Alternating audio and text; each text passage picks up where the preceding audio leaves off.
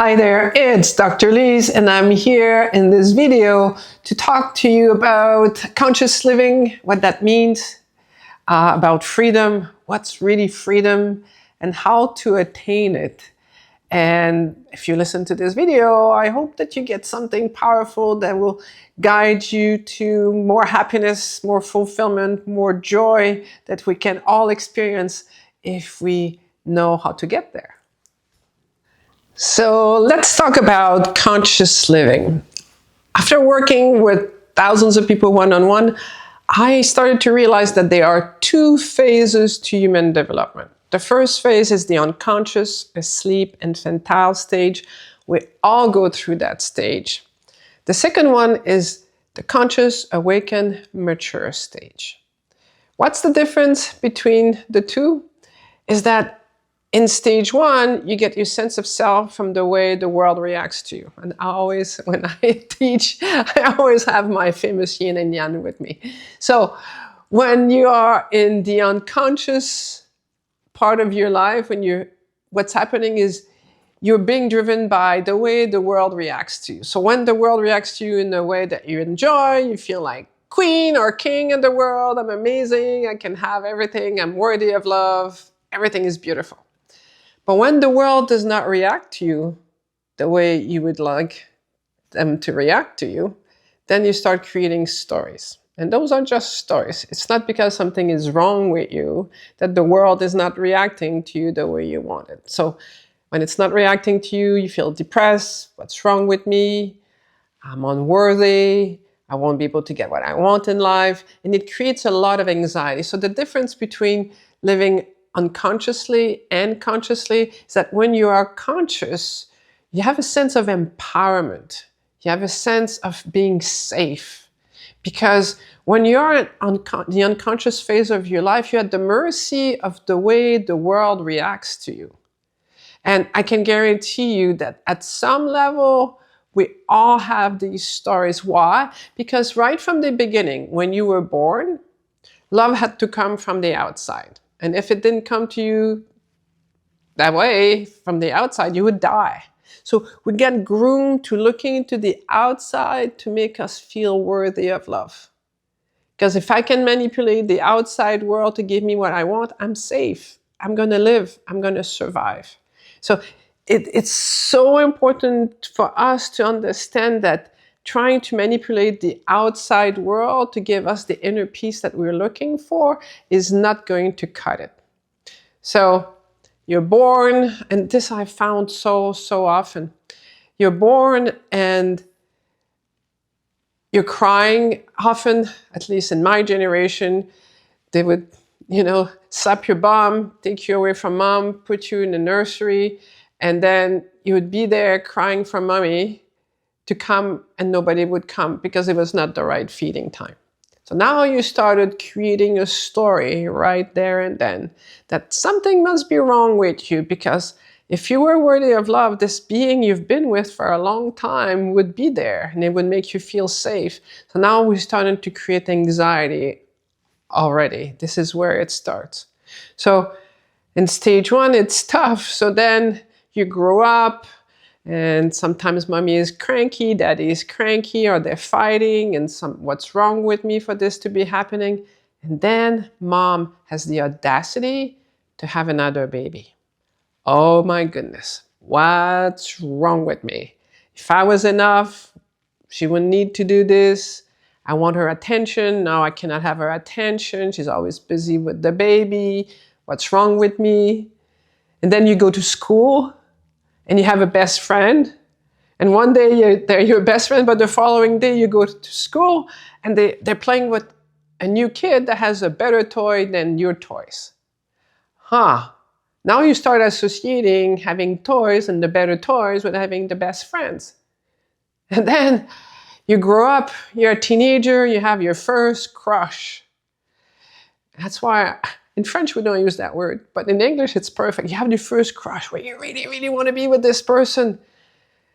And then how often does it work? Then you get crushed. And so now, even though your heart is calling you to have relationship, to be loved and to be loving, because deep down, that's what makes us happy.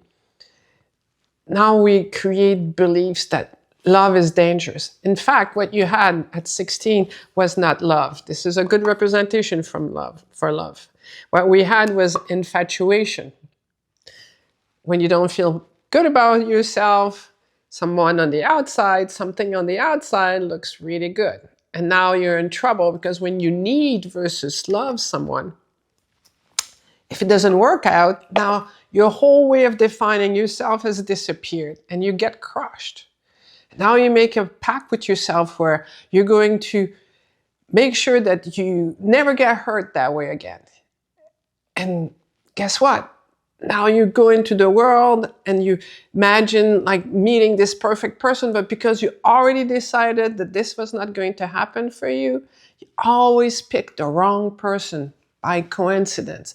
Or it's the right person, it's the wrong timing. There's always something going on that makes you feel like, this is not good. I'll never have the love I want. So, and then you go into finding a career. And again, you define yourself by the career. And if the career works out, then you feel great, but then you become a slave. You're working all the time. Can you see how dangerous that is to live unconsciously, where you're constantly looking from the outside world to take care of you, making you feel worthy, because you're at the mercy of the winds. Because people are busy with their own lives, their own drama. They don't have the time for you. What they're busy with is trying to make themselves happy, manipulating the outside world to give them what only they can give themselves. So this is the unconscious phase of life. I also call that the boot camp. So actually, even though it feels like it's not a good thing, the boot camp is necessary. This is where you get supported and challenged, and you can grow yourself and the drivers that it brings to you, the people you connect with, that creates all the talents, the qualities, the networks that you have. They come from your boot camp, but you cannot stay unconscious for the rest of your life. So what you need to do is move from stage 1 to stage 2. And stage 2 is the conscious, awakened, mature stage. This, in a way, stage 1 is like hell on earth, and stage 2 is heaven on earth. So if we all started to create heaven on earth, how do you create heaven on earth? Well, again, my famous yin and yang. This is a perfect visual for what it means to live consciously. The yin is the female principle of listening, and the yang is the male principle of acting. And your heart wants you to know 2 things. The first thing your heart wants you to know, it wants you to know you're worthy of love. The second thing your heart wants for you is for you to admit your dreams and aspirations from your heart, not from what your family tells you, not the magazine, not the Kardashians, none of these things in the outside world, but what you have in your in world. And so after that, when you become clear, it's about organizing your time to give yourself what you want. And this is the beauty of becoming conscious. When you get up in the morning, instead of running away from pain towards pleasure, which is what you do in stage 1, you use inspiration. You come from the love of yourself. Because I love who I am, I have a purpose for myself. I have a purpose for my life. And you get up in the morning and you decide if you're being successful because, did I follow my heart today? Did I do what my heart wanted instead of what my emotions wanted? So, your emotions might want you to hang around with your buddies and they're not doing anything. Maybe you're drinking or doing alcohol or drugs or whatever because you want to escape. But that's not the way that it's going to make you happy. What's going to make you happy is, how can I bring the best out of myself?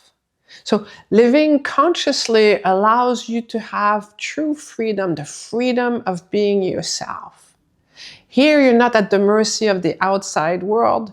You really can rely on yourself, and hopefully you'll want to be your best friend. And once you start living from that place, you experience joy, fulfillment, and true success. What is freedom? For me, freedom is the ability to live by the values of your heart. So freedom is the ability to live by the values of your heart. Freedom is not actually the ability to do what you want when you want, because that can get you in trouble. Anybody who's been a parent will tell you they don't always do what they want to their emotions, but they do what's good for their heart, for their child. And that way you experience true freedom. You're not addicted to other things, to the outside, to take away some kind of emptiness you have inside. When you are doing what's good for your heart, you feel whole, you feel complete, you feel joyful. And another way of looking at freedom is the ability to be grateful.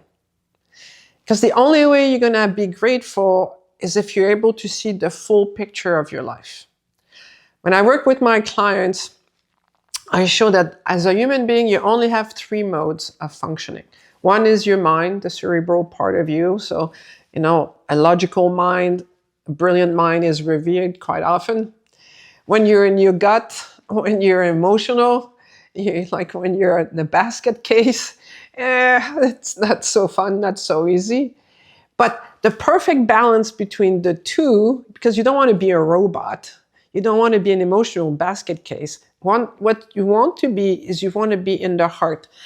And the only thing that lives in the heart is love, gratitude, inspiration, and wisdom. Love, gratitude, inspiration, and wisdom.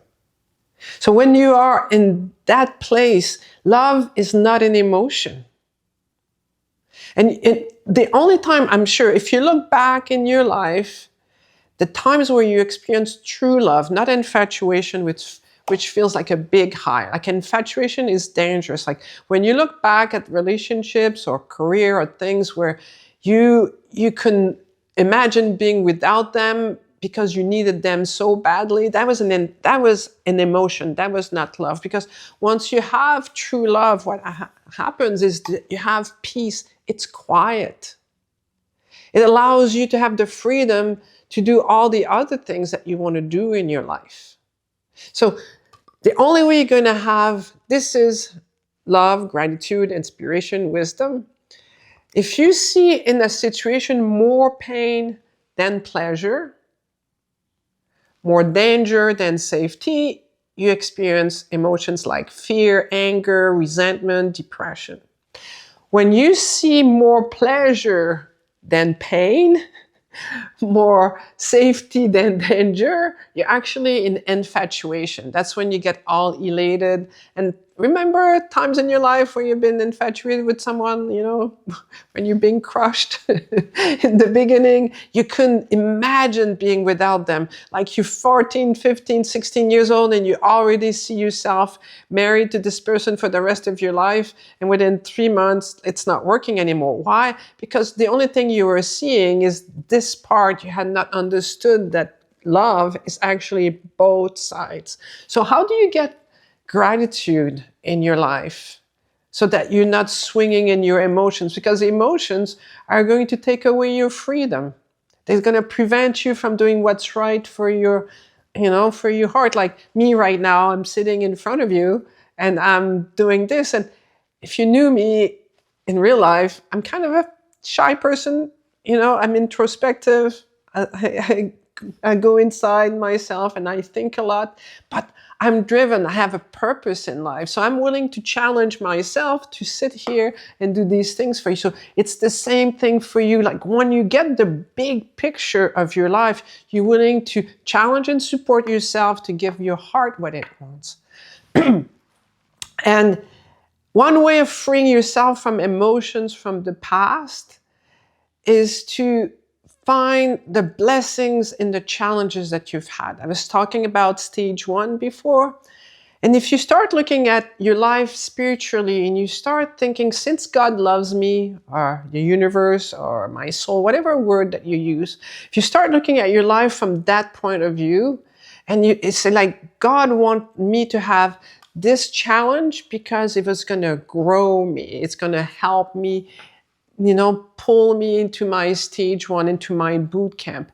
And The metaphor that I use, that's a good metaphor. It's a bit corny, but it's a good story, is that one day a scientist was observing a butterfly coming out of a cocoon. It's a huge struggle. It takes hours and hours and hours. So to be nice to the butterfly, he cuts the cocoon open. But by doing this, the butterfly has nothing to struggle against. The wings are weak. It can never fly, and it dies like that. So no matter the challenges that you've had in your life, if you're wise, if you come from inspiration, if you come from your higher self, you're going to ask yourself, since God loves me, since my soul loves me, since the universe loves me, why was I supposed to have this challenge? How was it supposed to drive me to help me bring the best out of myself? Because when we don't do that, then we experience emotions, anger, depression, sadness, low self-esteem, anxiety, and we get stuck there. You lose your freedom. The only way you're going to pull yourself out of this pain that you have is by going into the spiritual realm. And I know, because I've worked with so many people, some of you have had really tough challenges. But the good news is that if you choose to look at it, it builds your wings in such a way that you have the freedom of being able to do so many things in your life. So that's why gratitude is important for you if you want to experience freedom.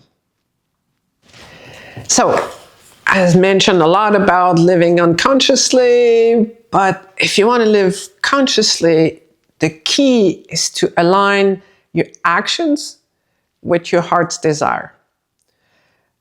And it's been said that the only difference between someone who lives an ordinary life or an extraordinary life is their ability to take actions. The only difference between someone who's unsuccessful and someone who is successful is their ability to take actions. And not just any actions, not just the actions that the TV, the magazines tell you, or the teacher you had, or your spouse or your family of origin, or the TV shows you've listened to.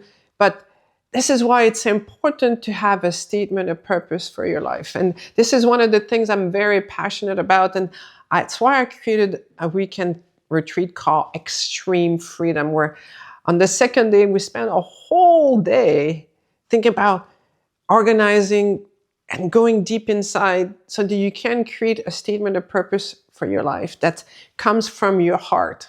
Because everything else, if it's just a good idea, something that came from your head, you won't be able to transcend the challenges that will come your way because your heart is not into it. Like, I don't think any parent would be able to survive the demands on their time if they didn't love their child. Having a baby is challenging. That's why when you babysit somebody else's child, it's a lot harder than if you're a parent. Even though, you appreciate the child, it's still not your child. So, as a parent, you're able to get up in the middle of the night, the baby's crying, you're tired, you got a big meeting at 8 o'clock in the morning, but you're still up, you're doing it. Why? Because you got this calling inside of you that gives you courage. And I love the word courage. It has in it the French word cœur, which is French for heart. So for you to live a successful, super happy life, first, you need to know, what is my heart's desire? Remember, this is the visual for a successful life. First, your heart wants you to know that you're worthy of love and learn to do the inner work. So part of what I teach in the Extreme Freedom Weekend is I teach you a tool that allows you to open your heart to yourself and see with gratitude the divine design of your life. Because as soon as you do that, you increase your self-worth, you increase your joy, you increase all the success you can have in your life. So that's super important. The other work that I do is I teach people how to find the subconscious belief that stands in the way of you being able to take actions. Why? Because you have something called your subconscious mind. And your subconscious mind is there to keep you alive. And when your subconscious mind associates more danger than safety, more pain than pleasure to something you want to do consciously, it will hold you back. It won't let you do it. So the key for you to live an extreme freedom, to live an amazing life, an extraordinary life, is first to be really clear on what matters to your heart. Not your head, not your gut, but your heart. And then get into actions. And by getting into actions, now you're going to discover when you have subconscious belief working against you. But I also have a method called the Heart Freedom Method that I teach people that can allow you to find the moment you create a belief that's now holding you back. But basically, this is the way to live with freedom, is first be super clear on your purpose, why you're here. And then get into action. And when you feel inner resistance, you just work with it as you're moving. And as you do this, then you can move your life along a lot faster. I call myself a growth accelerator for that reason, because that way you don't waste as much time. Because otherwise it's like I'm giving you a map, I'm giving you a car full of gas, but I'm not telling you where to go. And you're supposed to find it. How are you going to do it? How are you going to get where you're supposed to go if you don't spend any time asking yourself, who am I? Why am I here? Where do I come from? Where am I going? That these are, people often don't want to spend the time to do this, but they're wasting so much time doing other things that just take them on tangents, get them to experience all kinds of emotions that takes us away from inner peace. Because once you start aligning your heart with your actions, this is what ends up happening. The anxiety you were feeling before goes away. Getting in actions on your heart's desire makes you feel safe, because you're not at the mercy of the outside world anymore. You know you can count on yourself. So when you go to bed at night, whether the action you took that day worked or did not work, it does not matter, because what you're doing is go, all right, how am I going to use what happened today to move me towards getting what my heart desires? So that's the best way for you to experience joy, fulfillment, a true sense of success. When you come from your heart, take actions to get the real freedom of being yourself. So to recap this video that we just went through together, the first point is the difference between conscious and unconscious living and the benefits of that. How to use gratitude for freedom. And the last thing that's super important is aligning your actions with your purpose in life. So if you resonate with this work, if you go, yeah, I need this, I invite you to spend 2 yummy days doing the Extreme Freedom Weekend with me. Some of you have already done it, but I can guarantee you, everybody that's done it before, every time they do it, it's like it's a brand new seminar, a brand new retreat, because you're in a different place in your life, and what you're going to get is so much more clarity. You feel more fulfillment faster. So whether you've done it before or you've never done it, highly encourage you to. I've been doing this work since 1992, teaching this work, and I learn something every time. So I can guarantee you that spending 2 yummy days just with you think, I don't have time, I'm going to be tired.